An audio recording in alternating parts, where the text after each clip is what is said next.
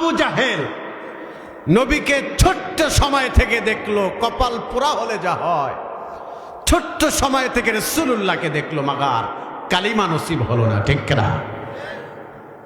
রাসূলুল্লাহর কদমে এসে বলছে যে ভাতিজা, তুমি শেষ নবী, তুমি আখেরি নবী নিজেকে দাবি করছো, আমি তোমাকে মেনে নিব যদি আজকে একটা পরীক্ষায় তুমি উত্তীর্ণ হতে পারো। আল্লাহ আকবার। আল্লাহর হাবিব তাবাসসুম হেসে দিয়ে বললেন, চাচা হ্যাঁ, আপনি যদি কালিমা পড়ে মুসলমান হন, এই ওয়াদা যদি দিতে পারেন, তাহলে আপনি যে পরীক্ষা দিতে বলবেন ওই পরীক্ষা আমি দিব। বলল হ্যাঁ পাক্কা। আবু জাহেল বলল হ্যাঁ, তোমার সাথে ওয়াদাবদ্ধ, আমি পরীক্ষায় তুমি উত্তীর্ণ হলে আমি কালিমা পড়ব। আল্লাহ আকবার বলেন। বলল কি পরীক্ষা? আবু জাহেল হাতের ভিতরে কঙ্কর নিল, কঙ্কর হাতে নিয়ে বলল, ভাতিজা আমার হাতের ভিতরে কি আছে যদি তুমি বলতে পারো তাহলে বুঝবো তুমি শেষ নবী। আল্লাহর হাবিব হাসি দিয়ে বললেন, চাচা আমার বলা লাগবে না, হাতের ভিতরে যিনি আছেন সে নিজে যদি জবান খুলে আমার পরিচয় দেয়, ঈমান কি আনবেন? আল্লাহ আকবার। বলল হ্যাঁ। আল্লাহর হাবিব বললেন, মান আনা, বলো আমি কে রে?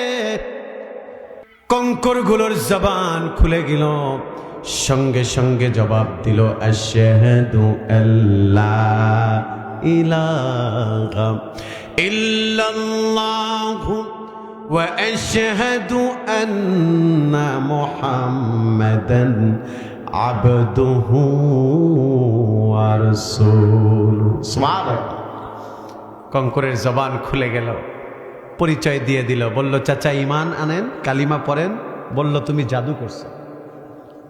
ওই যে কপাল পোড়া থাকলে যা হয়, বলে কি তুমি জাদু করছো।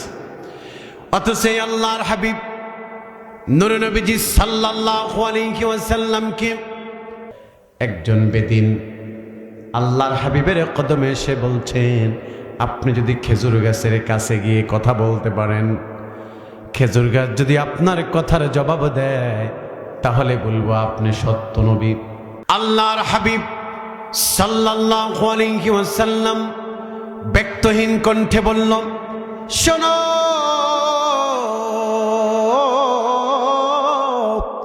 আমার খেজুর গাছের কাছে যাওয়া লাগবে না, তুমি শুধু দেখো। আল্লাহর হাবিব খেজুর গাছকে ডাক দিলেন, হাত দিয়া ইশারা দিলেন।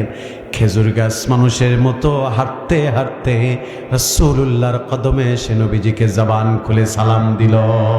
সুবহানাল্লাহ, আল্লাহু আকবার। বেদিন সঙ্গে সঙ্গে আল্লাহর হাবিবের হাতে হাত রেখে কালিমা পরে মুসলমান হয়ে গেছে। চিল্লায় পড়েন আল্লাহু আকবার। মৃত খেজুর গাছ। আল্লাহর হাবিব হেলান দিয়ে খুতবা দিতেন, এটি 10 বছরের অধিক দিয়েছেন। সাহাবীরা চিন্তা করলো, নবীজি সাল্লাল্লাহু আলাইহি ওয়া আলিহি ওয়াসাল্লাম কষ্ট করে খুতবা দিচ্ছে, আমরা আর কাল বিলম্ব করতে চাই না, আমরা আমাদের অর্থায়নে আল্লাহর হাবিবকে একটি মেম্বার বানায় দিতে চাই। সুবহানাল্লাহ। আল্লাহর হাবিবের পারমিশনে একটা মেম্বার বানালেন, 3 থাকের।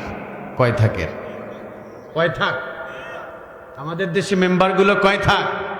3 থাক। অনেক জায়গায় থাক বাড়ায়, 3 থাকের একটা মেম্বার বানায় দিল। আল্লাহর হাবিব যখন 3 থাকের প্রথম থাকে রাসূলুল্লাহ তার কদম রাখলেন, ব্যাকগ্রাউন্ডে বাচ্চাদের কান্নার আওয়াজ। আল্লাহর হাবিব চমকে উঠলেন যে কে কান্না করছে। নবীজি অস্থির হয়ে গেলেন, খুব মায়াবী কান্না। আল্লাহর হাবিব ফাইন্ড আউট করতে পারলেন যে কান্নাটা খেজুর গাছের ভিতর দিয়ে আসতেছে। সুবহানাল্লাহ। নবীজি সাল্লাল্লাহু আলাইহি ওয়া আলিহি ওয়াসাল্লাম তিনি হাঁটতে হাঁটতে খেজুর গাছের কাছে গেলেন, খেজুর গাছকে বুকের সাথে শক্ত করে জড়ালেন। নবীজি বলছেন, তুমি কান্না করছো? বলল, হুজুর আমি কান্না করছি। রাসূলুল্লাহ বললেন, তুমি কেন কান্না করছো? বলল, হুজুর আমি বিরহের আগুনে জ্বলছি। আপনি 10টি বছরের অধিক আমার সাথে আপনার জান্নাতি শরীরটাকে লাগায়া, জাসাত মুবারককে লাগায়া আপনি হেলান দিয়ে খুতবা দিয়েছেন। আজকের পর থেকে আর খুতবা দিবেন না, এই বিরহ আমি সহ্য করতে পারছি না। সুবহানাল্লাহ। আল্লাহর হাবিব ছোট্ট বাচ্চাদের মতো আলিঙ্গন করলেন আর বলল, শোনো,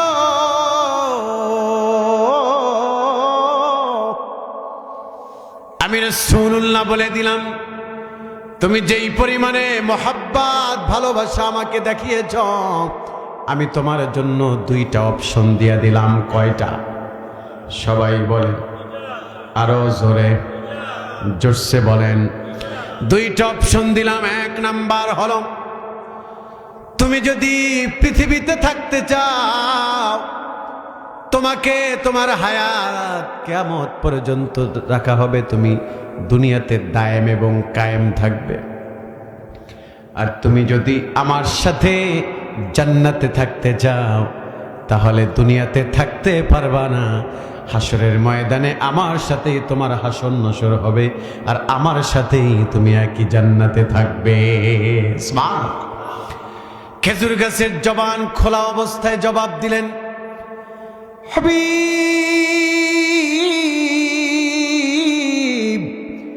ইয়া রাসূলুল্লাহ, ইয়া হাবিবাল্লাহ, এই পৃথিবীতে থাকতে চাই না।